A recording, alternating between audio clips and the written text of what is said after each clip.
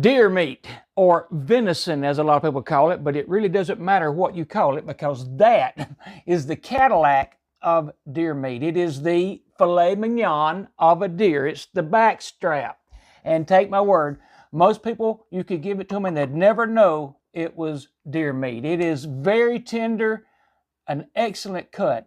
And what we're going to do is we're going to take the new Ninja Foodi and I'm going to try out its new steam fry function because I got a feeling it'll do real well with something like this, which is a little drier. Deer meat's it doesn't have as much fat as beef. And that's a good thing for a lot of people. And if we can make it, even better than it already is, that's a winner. Let's get it started. All right here is, in case you've never seen a deer meat before or a backstrap from a deer, that is what the meat looks like. And take my word, it's really good meat. It's very tender, has a great flavor. I've been deer hunting all my life. I don't do it much anymore, but my brother-in-law brought me this, and I thought, well, this would be excellent to try in the steam air fry feature on this. Now, all I'm going to do to it, because I don't want to, cover up any of the flavor, I want to see how it does, just the taste of the meat, and I'm going to spray it with a little avocado oil, put some salt and pepper, and that's it. And like I said, I'm going to kind of get that center section because I can cut these down and make individual steaks. I kind of mallet them out to make them a little, larger. Now, and just so you know, this is a fairly good sized deer for here in Georgia.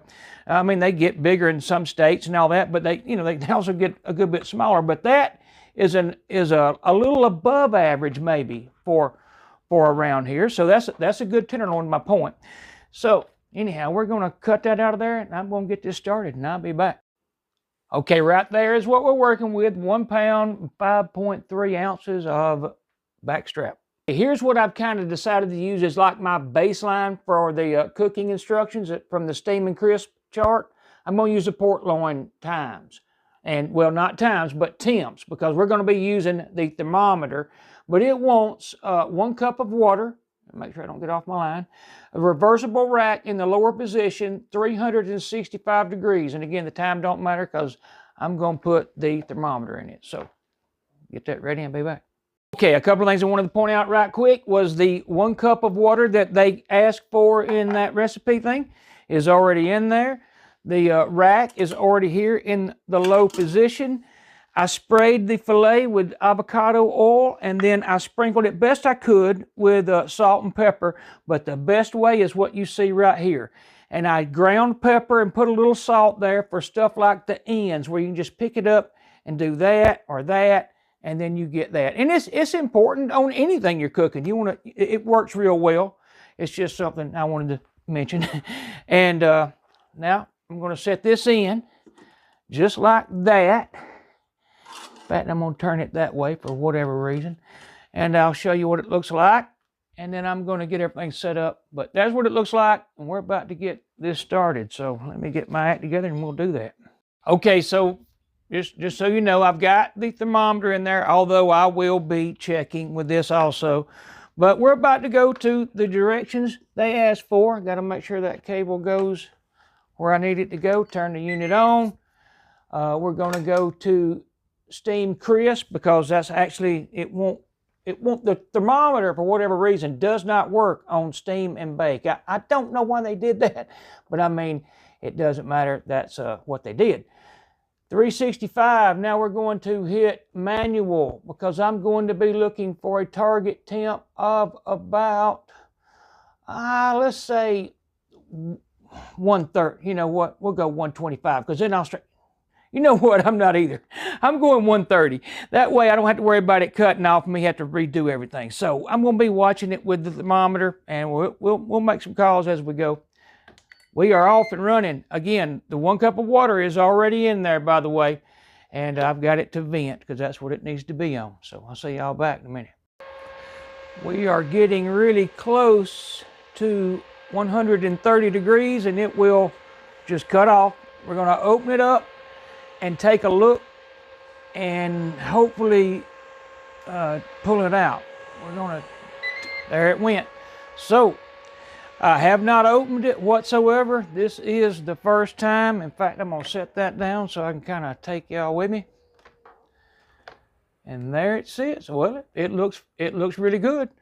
Now, as long as it's, if the steam helped it to be a little crispy, then the better it would be. 130 is dead on, and I think I may have touched that thermometer right there. So that's a pretty accurate thermometer. You can see how much it changes once you go just slightly before you get to it and slightly past it. But there's 130, and I'm right on that thermometer. Maybe a 129, but my point, the thermometer in this thing is as accurate as I think it should be. I bet that's hot. So I'm going to grab a towel and just unplug the thermometer and take it all with me. And we'll just pull it out right now because I don't want it any more done than that. That's kind of my target for a lot of things, beef and all. I ran this a little past what I do with beef, 128 or so. But long story short, we're going to let it rest for a few minutes and cut it up, see what it looks like. I'll be back. All right, it's been about 5 minutes. I'm going to slice it up and let's see how it looks. I'll go ahead and remove the thermometer, make sure everything looks good on the camera, and we'll do a couple of these biased, and you can see it's done on the edges. I see a little bit of red in the center there, and a little bit right there, and to me, that is pretty close to what people around here, or my family, would like. And I think it would work for anybody's. I'm going to show you this centerpiece right here. And if I can get it to focus there, well, there it was for a second. That looks pretty good, if you ask me. So I'm going to get some on a plate, and we're going to do a little taste test. Be back. All right, I went ahead, obviously, and got me a few pictures. So let's see just how it is. And it looks as perfect as you might expect. It does to me. So we're going to take a taste, a small one where I can still talk, hopefully. And deer meat is absolutely, you know what it reminds me of? Well, it is grass-fed. It reminds me of, say, a grass-fed beef, a really high-end grass-fed beef. Well, and again, it is grass-fed. It's all of the above. None of those, whatever they say they don't have in theirs, deer don't. Anyhow, I love y'all all. Come back to see me. Try this. It worked. I think steaming, you can see the juices.